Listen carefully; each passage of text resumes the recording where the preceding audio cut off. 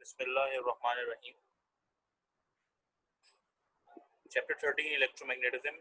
Next topic जो आपके पास है इट इज एम्पियर्स लॉ। बेटा एम्पियर्स लॉ आपके पास एक करंट कैरिंग कंडक्टर के अंदर जो मैग्नेटिक फील्ड जनरेट होती है वो किसी पॉइंट पे कितनी है, उसकी स्ट्रेंथ कितनी है, वो फाइंड आउट करने के लिए एम्पियर्स लॉ का इस्तेमाल किया जाता है। ओके, और हमें ये पता है कि वायर के अराउंड जो मैग्नेटिक फील्ड जनरेट होती है, जो अभी तक हमने देखा है वो सर्कुलर मैनर में होती है। लेकिन जिस तरह का आपके पास, जिस शेप में आपके पास कंडक्टर होगा, वो मैग्नेटिक फील्ड उसी शेप में कह सकते हैं कि अपना शेप बना लेगी, उसी शेप के अकॉर्डिंग वो अपनी फेज बना लेगा। तो फेज उसके शेप की वजह से आपके पास मैग्नेटिक फील्ड की स्ट्रेंथ में फर्क पड़ता है।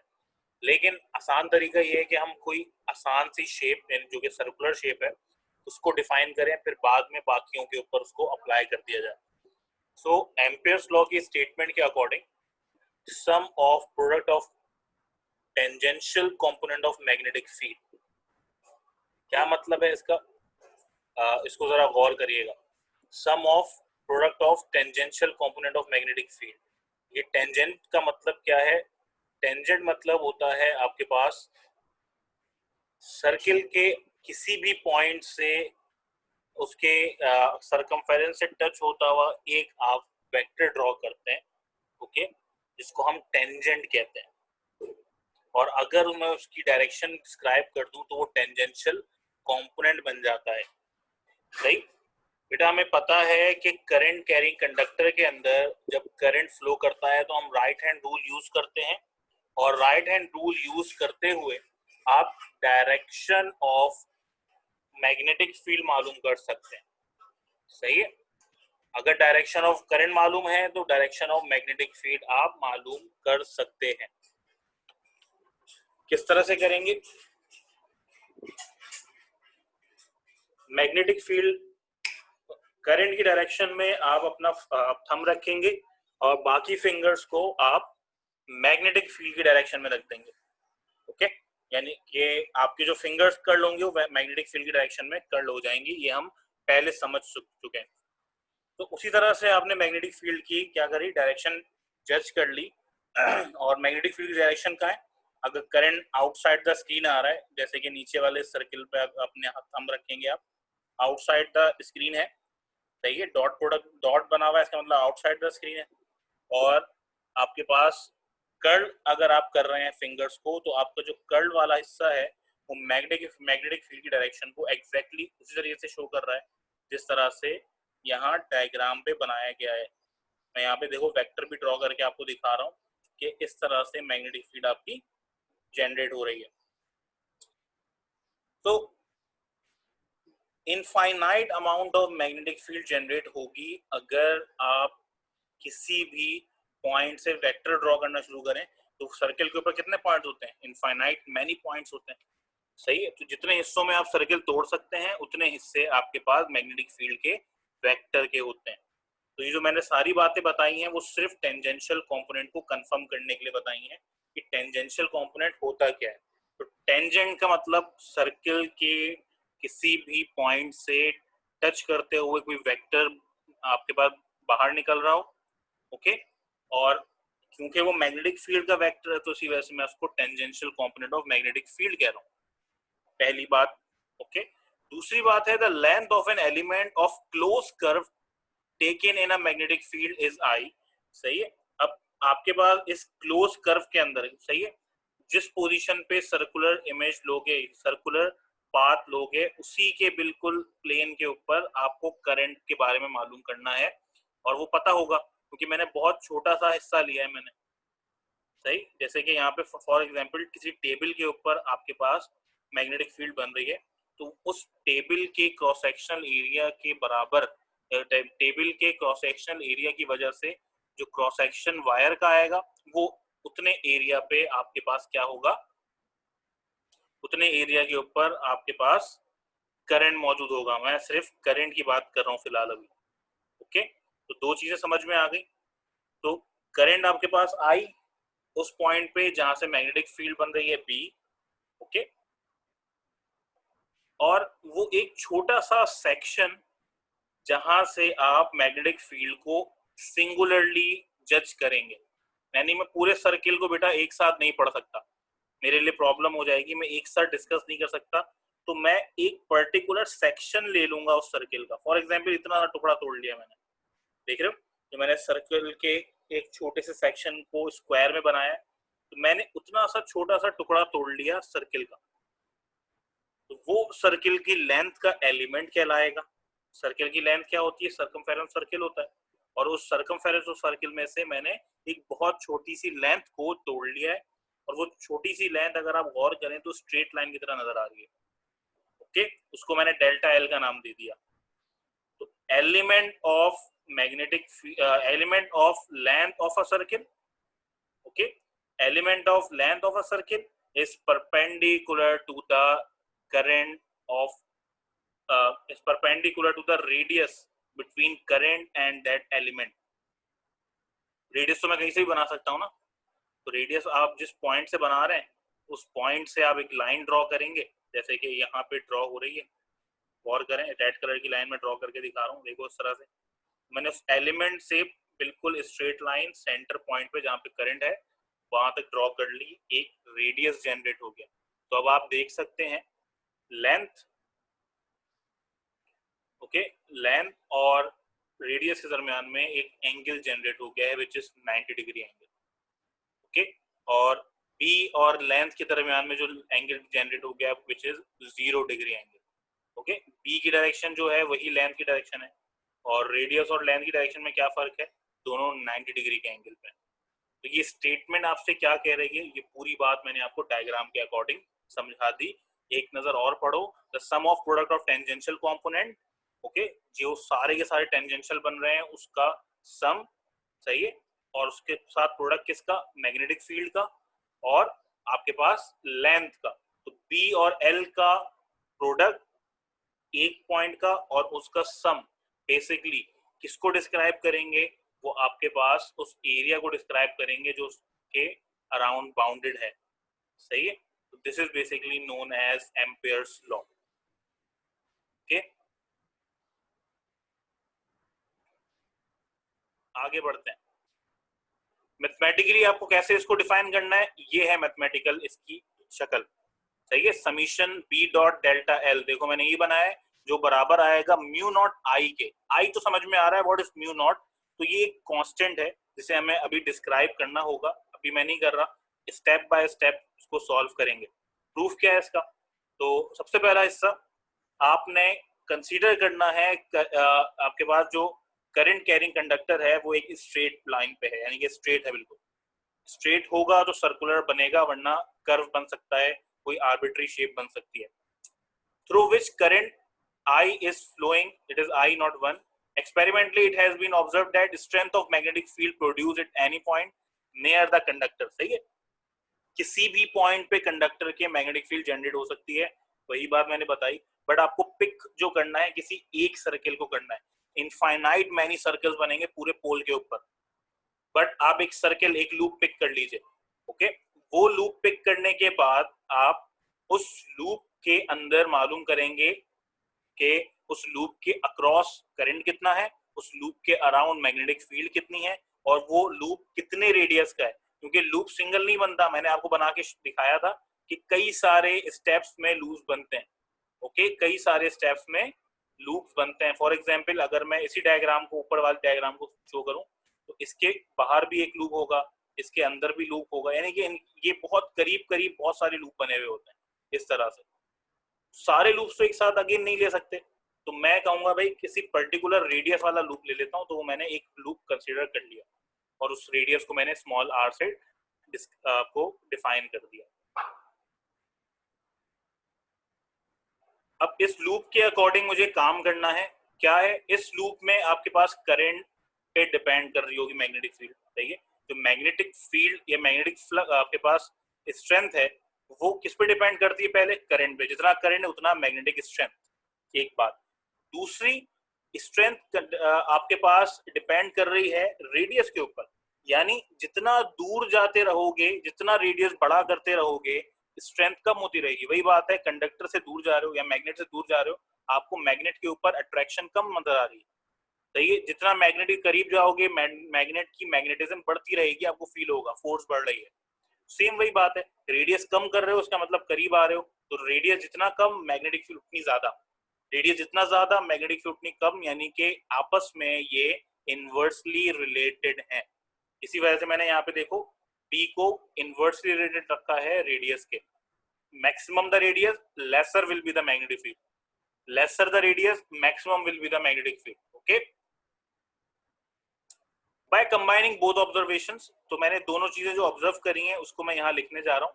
तो एक साथ लिख दो, P is proportional to I over R। एक बात तो कंफर्म हो गई। अगेन प्रोपोर्शनलिटी हटती है तो कांस्टेंट आता है, और यहाँ पे आप इस बार जो कांस्टेंट इस्तेमाल करोगे वो कांस्टेंट है म्यू नॉट। सही है, म्यू नॉट कांस्टेंट इस्तेमाल करोगे, and this mu naught is basically permittivity. सही है, देख लेते हैं क्या चीज है। और 2 पाई, आपने 2 पाई क्यों यूज करा? 2 पाई यूज करना मजबूरी थी। वजह यह है कि आपने जो रेडियस पिक करा है वो रेडियस सर्किल का है, तो उस सर्किल के लिए आपको कंसीडर करना पड़ेगा कि म्यू नॉट कहाँ अप्लाई हो रहा है। तो आपके पास 2 पाई के ऊपर, 2 पाई रेडियन के ऊपर आपके पास अप्लाई हो रहा है। तो म्यू नॉट आपके पास एक्चुअली स्ट्रेंथ है, 2 पाई एक लेंथ है बस खाली। ओके, याद रखिएगा 2 पाई हम लेंथ की वजह से ले रहे हैं कि सर्किल के ऊपर अप्लाई हो रहा है, इसी वजह से इसको मैं 2 पाई ले रहा हूँ। और अगर आप इसको मर्ज करते हैं तो आसानी से एक इक्वेशन बन जाती है, B equal to mu naught I divide by 2 pi R. Okay, एक इक्वेशन आपके सामने आ गई, ये बड़ी इंपॉर्टेंट इक्वेशन है जिससे आप बड़ी आसानी से मालूम कर सकते हैं क्या मैग्नेटिक फील्ड स्ट्रेंथ। तो mu naught upon 2 pi is the constant of proportionality. Okay, हमने प्रोपोर्शन हटाया था तो इस वजह से इसको कह रहे हैं। Is known as permeability, mu naught को परमिएबिलिटी कहते हैं, of free space of around a circle. सही है, इसमें एक बात और ऐड कर लेना, अलोंग अ सर्किल या around the circle. Okay, the value of mu naught is 4 pi exponent -7 weber per ampere metre. Okay, mu naught की वैल्यू 4 पाई एक्सपोनेंट -7 है। पाई बीच में कैसे आ गया वो उसको सिर्फ लिखने का तरीका है, यानी कि आप 4 एक्सपोनेंट -7 में पाई की वैल्यू को मल्टीप्लाई कर रहे हैं, बस इतनी सी बात है। तो यहाँ पे कांस्टेंट हम किसको कंसीडर करेंगे? पूरा का पूरा म्यू नॉट अपॉन 2 पाई। सही है, 2 पाई लगाने की वजह सर्कुलर लेंथ, इसी वजह से। तो इक्वेशन 1 आपके सामने आ गई। बेटा ये जो इक्वेशन हमने डिस्क्राइब की है ये सिर्फ और सिर्फ सर्कुलर रीजन के लिए है, सर्कुलर मैग्नेटिक फील्ड के लिए। तो आप नीचे लिख दिएगा, this relation shows the value of B at all points. Okay, on the circle will be the same if the strength conductor is at the centre of circle, but formula is only valid for circular close path surrounding the conductor. तो ये जो 2 pi are बन गया है इसका मतलब ये confirm है, ये सिर्फ सर्किल के लिए एप्लीकेबल है। लेकिन आप गौर करें कि मैंने पूरे सर्किल के लिए अप्लाई नहीं किया, मैंने सर्किल के एक एलिमेंट के लिए अप्लाई किया इसको। सही है, फिलहाल अभी आपके पास जो इक्वेशन आ गई वो mu naught I over 2 pi r आ गई, यानी कि आपके पास जो अप्लाई हो रहा है वो सर्कुलर मैनर में अप्लाई हो रहा है, जो भी आपके पास स्ट्रेंथ अप्लाई हो रही है। अच्छा, इक्वेशन को कंटिन्यू करते हैं। बेटा मुझे जनरलाइज इक्वेशन बनानी है जो हर तरह के लूप के ऊपर अप्लाई हो जाए। ओके, हर तरह के लूप का मतलब है वो आपके पास इस तरह का आर्बिट्री लूप भी हो सकता है, सही है, स्क्वायर लूप भी हो सकता है, आपके पास किसी भी तरह का लूप हो तो उस पर आपके पास ये अप्लाई हो जाए।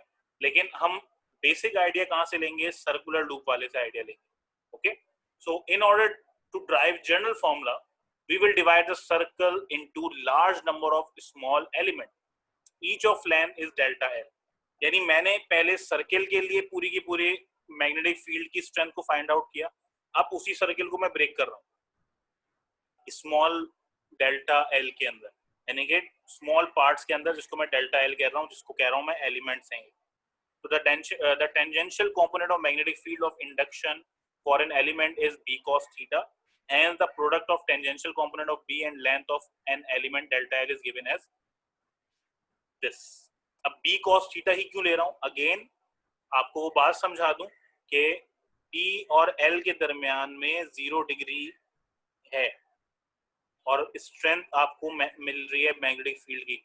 अगर 0 डिग्री पे स्ट्रेंथ 0 होती तो मैं कहता आपके पास साइन की फंक्शन अप्लाई करने को, ओके। लेकिन यहाँ पे 0 डिग्री के ऊपर आपको, यहाँ पे 0 डिग्री के ऊपर आपको क्या मिल रहा है, आपको एक मैक्सिमम अमाउंट ऑफ फील्ड मिल रही है, एक नॉर्मल फील्ड मिल रही है। इसका मतलब आप यहाँ कॉज अप्लाई करेंगे। वजह यह है कि कॉज 0 1 होता है, सही है, कॉज 0 डिग्री 1 होता है। तो 0 डिग्री से आंसर 0 नहीं आ रहा, इट मीन यहाँ कॉज का फंक्शन अप्लाई कर सकते हैं आप, सही है भाई। तो मैंने बताया कि बी कॉस थीटा और डेल्टा एल के दरमियान में, बी और डेल्टा एल के दरमियान में कॉस का फंक्शन अप्लाई होगा, then your equation will become B cos theta delta L और B delta L into cos theta.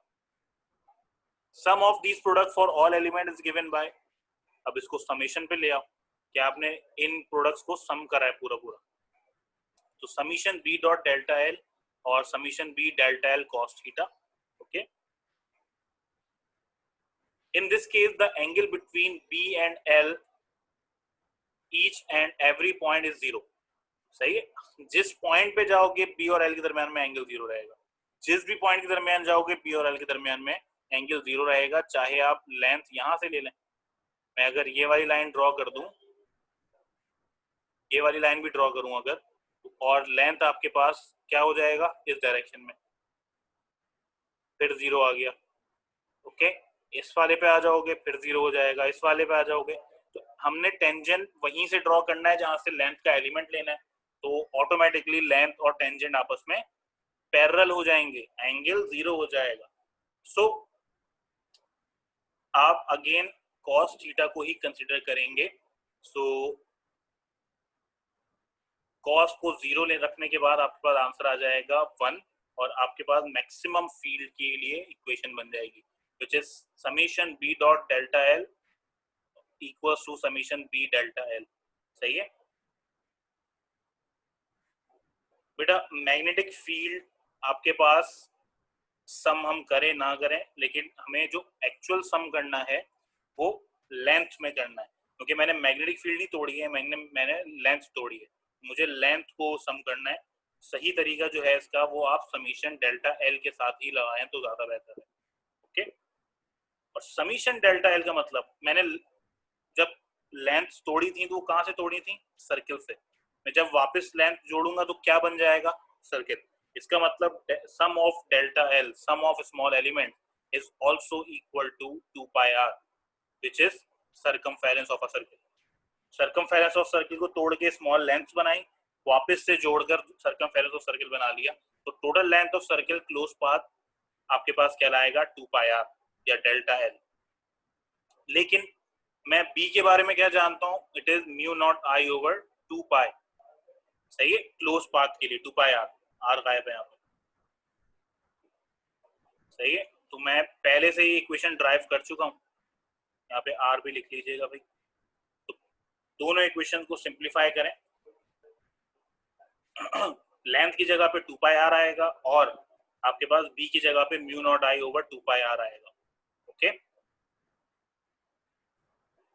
2 pi R से 2 पाई आर कैंसिल, क्या रहेगी आपके पास, आपके पास आ गया b dot delta L equal to mu naught I, और यही वो इक्वेशन थी जिसे हम ड्राइव करना चाह रहे थे। तो equation 2 is the general form of Ampere's law in independent of distance of element from the conductor, therefore it is applicable to closed curve of any shape taken in the magnetic field। तो आप गौर कर सकते हैं इसमें ना कोई 2 pi are है ना कोई लेंथ यहाँ पे मौजूद है, सही है। कौन सी लेंथ मौजूद है, minor length, small length. Small length तो किसी की भी हो सकती है, ओके। तो इसका मतलब ये कि आप इसको किसी भी आर्बिट्रेरी लेंथ, किसी भी arbitrary shape, curve shape, square shape में अप्लाई कर सकते हैं, यानी ये किसी शेप का अब डिपेंडेंट नहीं है, सही है, शेप डिपेंडेंट नहीं रहा ये अब जनरलाइज इक्वेशन हो गई है। तो बात समझ में आ गई बेटा।